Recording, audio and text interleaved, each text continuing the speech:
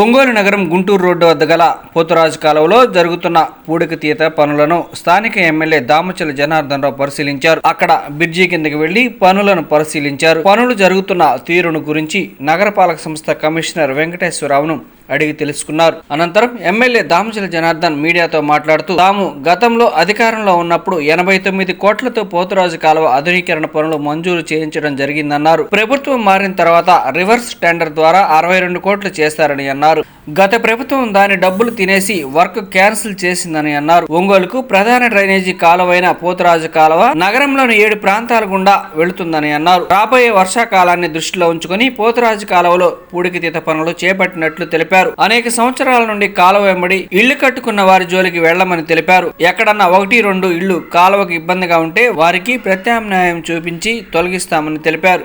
మిగిలిన వారిని డిస్టర్బ్ చేయమని స్పష్టం చేశారు. అవసరమైతే 60 అడుగులు ఉన్నదానిని 50 అడుగులు చేస్తామని దామచల జనార్దన్ తెలిపారు. కార్యక్రమంలో నగర mayor Gangada Sujatha, commissioner Venkateswara Rao, deputy mayor Buchi, TDP నాయకులు బండారు మదన్, వెంకటేశ్వరరెడ్డి, బొడ్డపాటి వెంకట తదితరులు పాల్గొన్నారు.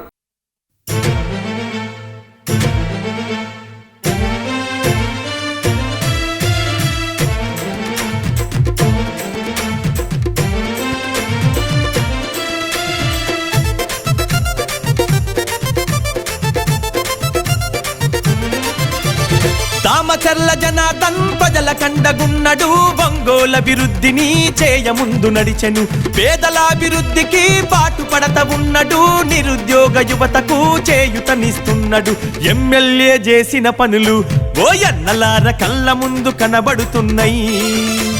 ప్రజల దీవెనలు ఉండంగా ఓ అమ్మలార జనార్దనుకు ఎదురేముంది. దామచర్ల జనార్దన్ ప్రజల కండగున్నడు, ఒంగోలు అభివృద్ధిని చేయముందు నడిచెను. పేదలాభివృద్ధికి పాటుపడత ఉన్నడు, నిరుద్యోగ యువతకు చేయుతనిస్తున్నాడు. ఎమ్మెల్యే చేసిన పనులు ఓయన్నలార కళ్ళ ముందు కనబడుతున్నాయి. ప్రజల దీవెనలు ఉండంగా ఓ అమ్మలార జనార్దనుకు ఎదురేముంది.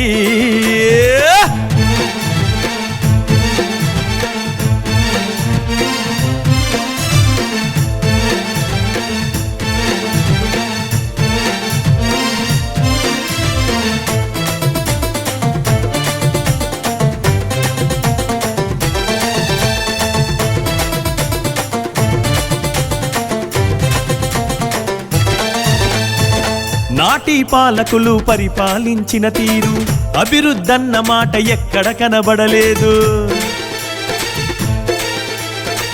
జనార్దన్ ఎమ్మెల్యేగా గెలిచినంక నేడు ఒంగోలు అభివృద్ధి ఎంతో జరిగని చూడు. మాటిస్తే తప్పనోడు వెనుకంజా వేయనోడు, మాటిస్తే తప్పనోడు వెనుకంజా వేయనోడు. నమ్మున్న నాయకుడమ్మా జనార్దన్ అన్న పేదవాళ్ళ తోడు నీడరా. నమ్మున్న నాయకుడమ్మా జనార్దన్ అన్న పేదవాళ్ళ తోడు నీడరా. అగో కార్యకర్తలండగుంటడు, జనార్దన్ అన్న కనురెప్పగా చూసుకుంటాడు. కార్యకర్తలండగుంటడు, జనార్దన్ అన్న కనురెప్పగా చూసుకుంటాడు. దామచర్ల జనార్దన్ ప్రజల కండగున్నడు, ఒంగోలు అభివృద్ధిని చేయముందు నడిచెను. పేదలాభివృద్ధికి పాటుపడత ఉన్నడు, నిరుద్యోగ యువతకు చేయుతనిస్తున్నాడు. ఎమ్మెల్యే చేసిన పనులు ఓయన్నలార కళ్ళ ముందు కనబడుతున్నాయి. ప్రజల దీవెనలు ఉండంగా ఓ అమ్మలార జనార్దనుకు ఎదురేముంది.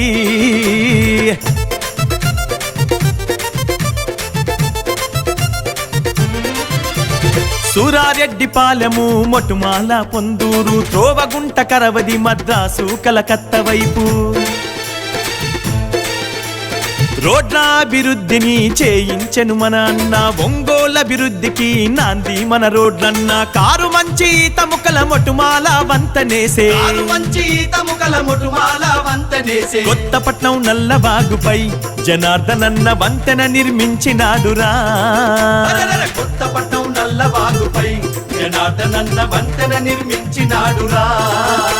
గమల్లపాలెం మోటుమాలకు ఓయన్నలార డబుల్ రోడ్డు వేయించిండు.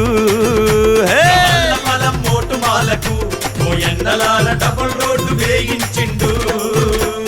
దామచర్ల జన జనార్దన్ ప్రజల కండగున్నడు, ఒంగోలభివృద్ధిని చేయముందు నడిచెను.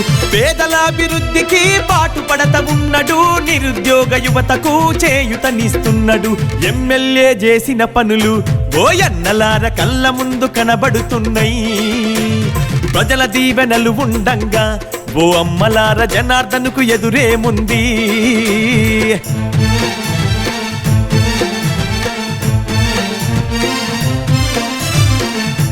నమస్కారాలు. ఈరోజు పోతురాజు కాలువ మనకి ఏదైతే పుడికలు అయితే ఉందో దాన్ని అంతా కూడా తీయటం మొదలుపెట్టారు. దీంట్లో దగ్గర ఈ పోతురాజు కాలువ టౌన్ను కలిసేది వచ్చే లోపల దగ్గర 7 చోట్ల ఉంది. Sriram colony, Jayaprakash colony, Kurnool road, 60 అడుగుల రోడ్డు, అదేవిధంగా Ammapalem, Guntur road, Gorinta multiplex road, ఇట్లా 7 చోట్ల ఇది తగులుతా పోద్ది. ఇది ఎప్పటి నుంచో మనకు ఒక పెద్ద సమస్య. ఇది మేజర్ డ్రైనేజ్ సిస్టమ్ ఒంగోలు కార్పొరేషన్కి. ఇది అనేక ఇబ్బందులతోటి ఎప్పుడు చూసినా ఒక వర్షం పడింది అంటే అటుపక్క ఇటుపక్క ప్రాంతాలు వాటర్ రివర్స్ కొట్టడం, ఇళ్లలో నీళ్ళు రావటాలు ఇవన్నీ ఉండే పరిస్థితులు ఉన్నాయి. అదివరకు అడపడం కానీ అవన్నీ ఉండేది పోయి వర్షం పడగానే ఇళ్లలో నీరు ఆ రోజుల్లో చూసాం మేము. ఆ తర్వాత మనం వచ్చిన తర్వాత ఆ రోడ్లన్నీ కూడా అక్కడ ఉండేదాన్ని హైట్ చేసి సిమెంట్ రోడ్లు వేసి డ్రైన్ సిస్టమ్ కరెక్ట్ చేసేకి మళ్ళీ ఇళ్లలోకి నీళ్ళు పోలా. ఈరోజు మనం అప్పుడు ఉండే టైంలో 89 కోట్లు పెట్టి అప్పుడు శాంక్షన్ చేసాం. ముఖ్యమంత్రి గారి దగ్గరికి 15 సార్లు తిరిగి దానికి ఎట్లా గొట్ట ఇది మేజర్ సమస్య అంటే డ్రైనేజ్ సమస్య. డ్రైనేజ్ సమస్య క్లియర్ అయితే అందరు ఈ చుట్టుపక్కల ప్రాంతాల్లో టౌన్లో కూడా సగభాగం వచ్చే లోపలికి పోతురాజు కాలువకి వెళ్తుంది, సగభాగం వచ్చే లోపలికేమో నల్లగాలువకి వెళ్తుంది. కాబట్టి ఈ సగభాగం ఇటు ఉండేదంతా కూడా పోతురాజు కాలువకి వెళ్తుంది. కాబట్టి డ్రైనేజ్ సిస్టమ్ ఇబ్బంది ఉండదు, వర్షాలు వస్తే వెళ్ళిపోతాయని చెప్పి ఆ రోజు ఆయనకి చెప్పిన తర్వాత దాన్ని శాంక్షన్ చేశారు. దాని ఫైనాన్షియల్ అప్రూవల్ అయిపోయి మాకు వచ్చే టయానికి శాంక్షన్ లెటర్ వచ్చేసి ఇంకా టెండర్ కాల్ఫర్ వచ్చే టయానికి అప్పుడుండే పరిస్థితుల్లో నోటిఫికేషన్ వచ్చి ఎలక్షన్లు వచ్చినాయి. ఆ తర్వాత ప్రభుత్వం మారిన తర్వాత ఎమ్మిడే 2 నెలల్లోనే ఆయన ఇక్కడ ఓపెన్ చేశాడు. ఓపెన్ చేసేసి స్టోన్ వేసాడు, అంతా చేశాడు. అప్పుడు 89 కోట్లని ఆయన ఏం చేశాడు, రివర్స్ టెండర్ అని చెప్పేసి రివర్స్ టెండర్ ద్వారా పెట్టి దాన్ని 62 కోట్లు చేశాడు. 62 కోట్లని 3 కాంట్రాక్టర్లు మారారు. అక్కడ మా ఆలోచన ఏంటి అంటే దీని కింద బెడ్ వేయాలి, మొత్తం పుడికలు తీసేసి ఈ పోతురాజు కాలువ ఎక్కడ దాకా ఉందో అక్కడ దాకా దగ్గర 16-12 కిలోమీటర్ల పైన ఉంది. మన టౌన్ తగిలేది ఒక 9 కిలోమీటర్లు తగులుతుంది. ఆ తర్వాత అంతా పొలాలలో వెళ్ళే పరిస్థితుంది. కాబట్టి 9 కిలోమీటర్లు కూడా ఖచ్చితంగా కింద బెడ్ వేయాలి, పిచ్చెట్లో వెళ్ళి మలవకుండా అటు ఇటు బెడ్ వేసేసి రివిట్మెంట్ చేయాలి. అప్పుడు సైడ్ కూడా పిచ్చెట్లు మలవటం ఇవన్నీ కూడా రాకుండా ఉంటుంది. తర్వాత మనం ఇన్స్పెక్షన్కి అటు ఇటు రోడ్లు వేసేటట్టుగా పెడితే ఈ పోతురాజు కాలువ ఇన్స్పెక్షన్కి అవుతుంది, పబ్లిక్ ఇబ్బంది రాకుండా ఉంటుంది. పబ్లిక్ కూడా ఇక్కడి నుంచి ఇంకో దగ్గరికి వెళ్ళాలన్నా కూడా యాక్సెసిబిలిటీ ఉంటుందని ఆ రోజుల్లో అవన్నీ ఎస్టిమేషన్ వేసి దాన్ని 89 కోట్లకు ఆ రోజు పెట్టాము మేము. పెట్టిన తర్వాత ఈ రివర్స్ టెండర్ అని చెప్పేసి 62 కోట్లు చేసి 62 కోట్లలో అక్కడ రివిట్మెంట్ స్టార్ట్ చేశారు. గోడ కట్టడం స్టార్ట్ చేస్తే అది 3 సార్లు కట్టిన గోడ పడిపోయింది. దాన్ని అప్పుడు పట్టించుకునేవాళ్ళు లేడు.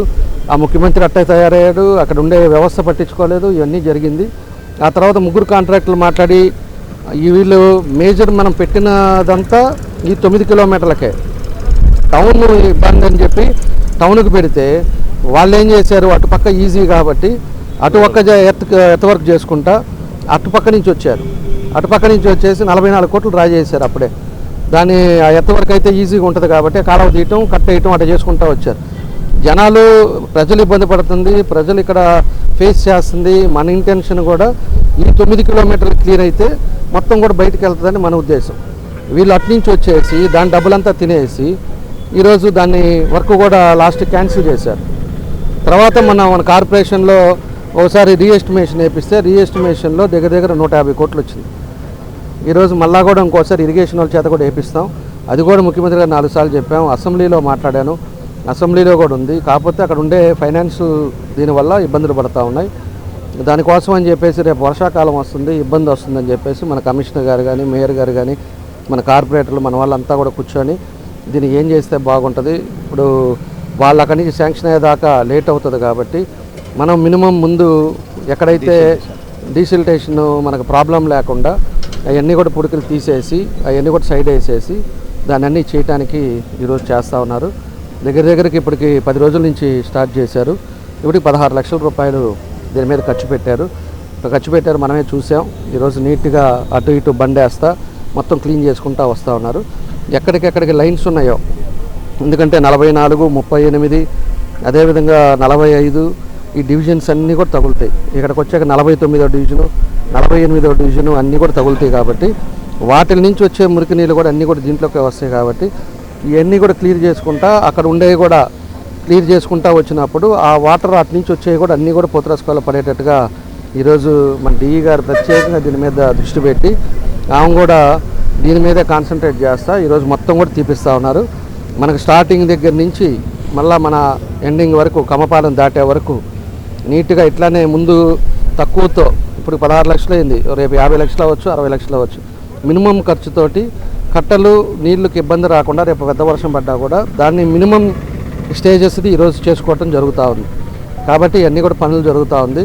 మా ఉద్దేశం ఒకటే, ముందు చూపుతోటి రేపు వర్షం పెద్దదైపోయి రేపు ఇబ్బంది వస్తే మళ్ళీ ప్రజలకు ఇబ్బంది రాకూడదనే ఉద్దేశంతో ముందు చూపుతోటే ఈరోజు ఇవన్నీ కూడా కార్యక్రమాలు చేస్తున్నారు. దీనికి మన కమిషనర్ గారు కానీ, డిఈ గారు కానీ, మన మేయర్ గారు, కార్పొరేటర్లు ప్రత్యేకంగా దీని మీద కూర్చొని దీన్ని ఆ మిషన్ కూడా ఇక్కడ లేదు, అది కర్నూలు నుంచి తెప్పించారు. లాంగ్ ఇది ఉండేది, లాంగ్ బూమ్ 50 ఫీట్ లాంగ్ ఉండే భూమిది కూడా తీసుకొచ్చేసి దాని ద్వారా చేస్తూ ఉన్నారు. కాబట్టి ఖచ్చితంగా వాళ్ళందరికీ కూడా మనస్ఫూర్తిగా మా అభినందనలు తెలియజేస్తూ, ఎందుకంటే ఎప్పుడో ప్రమాదం వస్తుంది అనేది కాదు, ప్రమాదం వస్తుంది అని ముందుగానే జాగ్రత్త పడేదే ఇంపార్టెంట్. కాబట్టి ఇవన్నీ కూడా ప్రజల కోసం చేస్తున్నాం.